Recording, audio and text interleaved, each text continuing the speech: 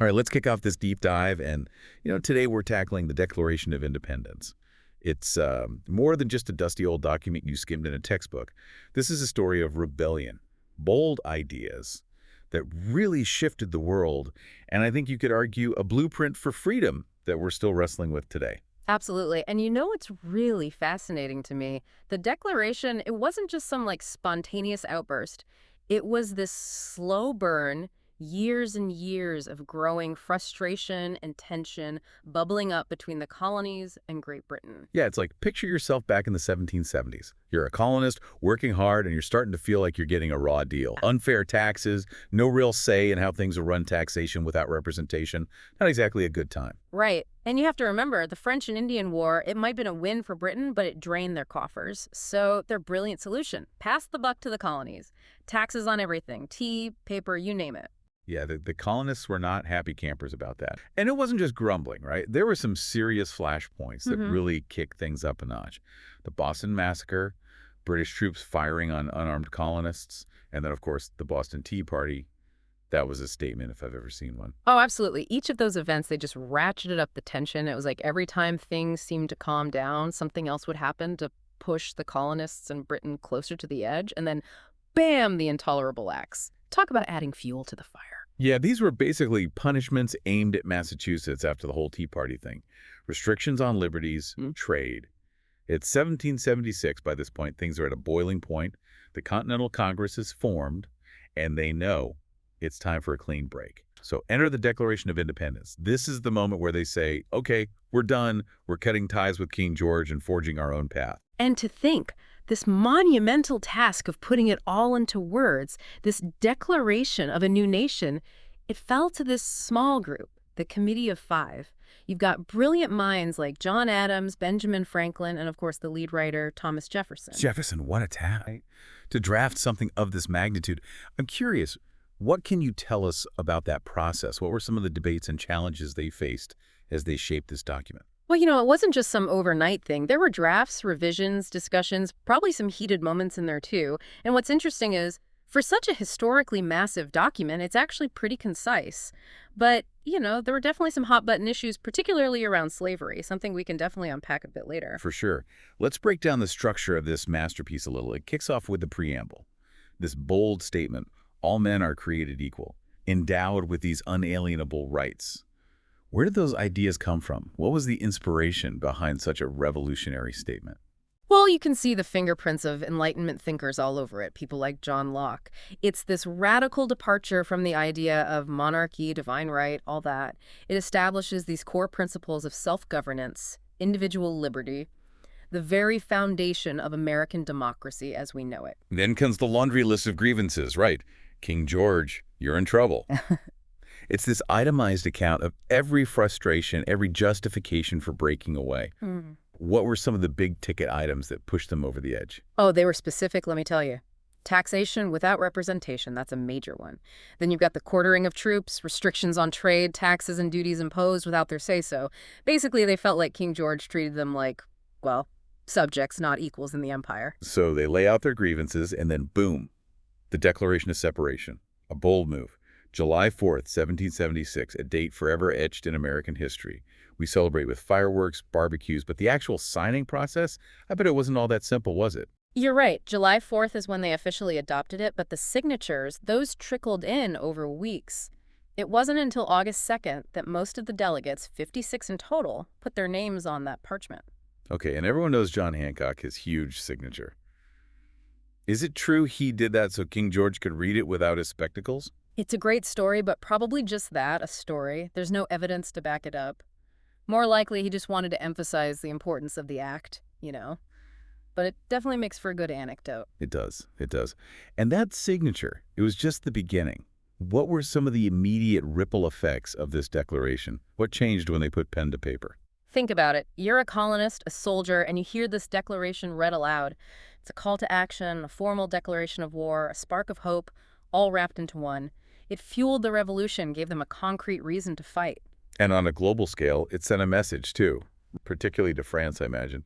Oh, absolutely. It showed the world, and especially France, that the colonies, were serious. This was no small rebellion, and it ultimately led to France throwing their weight behind the Americans, providing crucial support, military, financial actors that turned the tide of the war. So the Declaration, it wasn't just about independence. It was about these big ideas, freedom, self-governance, individual rights that resonated far beyond the battlefield. Exactly. It sparked a global conversation. People fighting for their own liberation all around the world.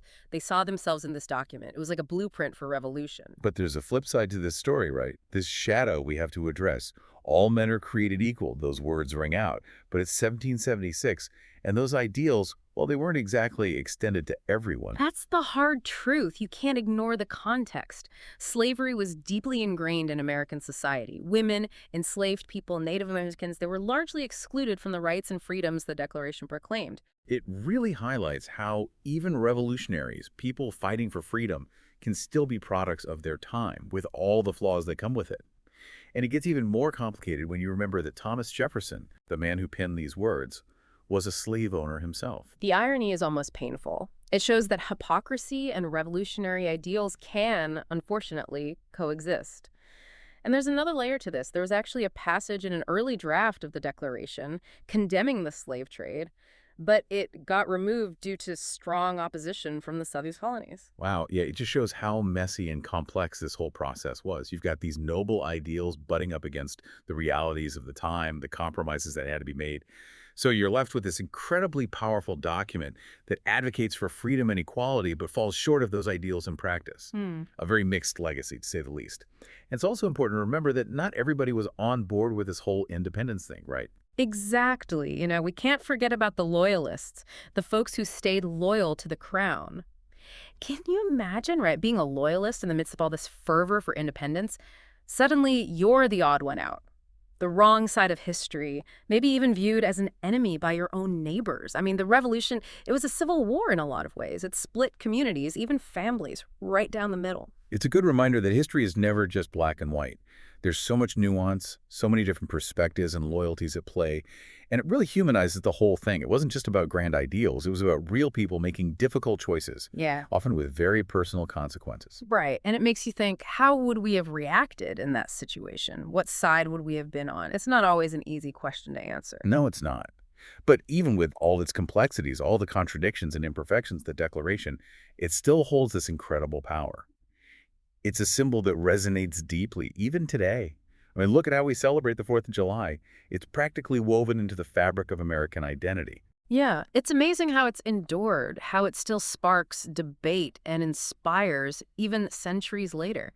It's a testament to the power of ideas, right? And the fact that the struggle for equality and justice is never really over. It's an ongoing process. So we've explored the context, the key players, the grievances, the impact. We've really gone deep on this document. But let's bring it back to the listener for a second.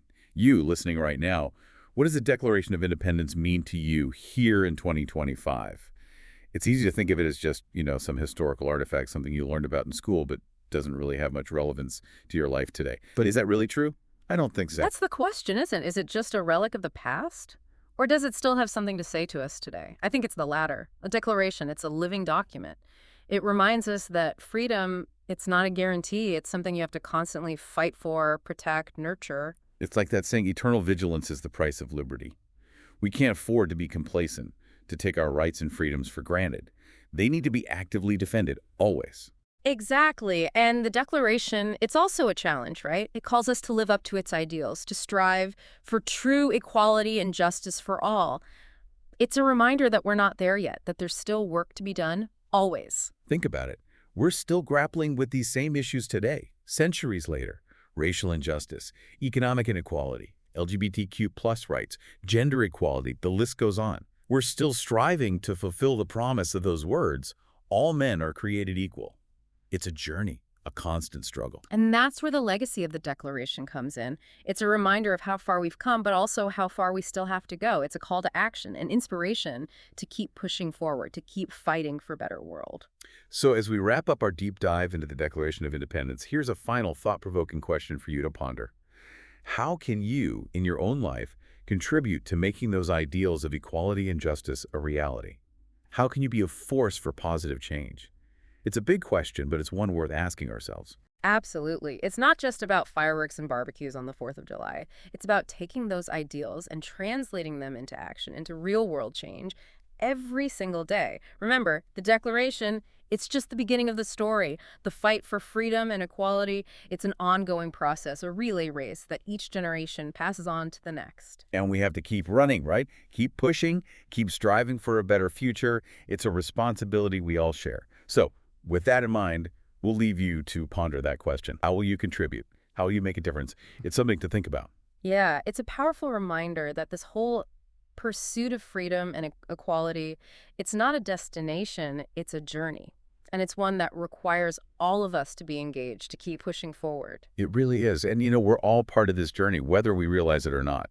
The Declaration, it laid the groundwork, set these ideals in motion that still shape our world today. Yeah. And it still has this incredible power to inspire us, challenge us, make us think critically about the kind of society we're building. Absolutely. So as we wrap up this deep dive into the Declaration, I hope, you come away with a renewed sense of appreciation for what it represents. It's more than just a document. It's this living testament to the human spirit, this constant striving for freedom and equality. It really is. Yeah. And those words on that parchment, they represent ideals that have echoed throughout history, and they still fuel movements for change today. It's a call to action, It's asking each of us to look in the mirror and say, what am I doing to uphold these ideals? How am I contributing to a more just and equitable world? Those are big questions, no doubt, but they're the right questions to be asking. And, this fight for freedom and equality, it's not a sprint, it's a marathon. The Declaration reminds us of that, reminds us that we all have a role to play in this long, ongoing struggle. Well said. We can't get complacent, can't just sit back and assume things will magically get better. It takes effort, it takes commitment from each and every one of us. So as we bring this deep dive to a close, I just want to say thank you for joining us. I hope you found it enlightening, inspiring, maybe even a little challenging. And remember, this conversation doesn't end here. Keep exploring, keep questioning, keep diving deep into the ideas that shape our world. And until next time, keep learning, keep pushing for change, and keep the spirit of the Declaration alive.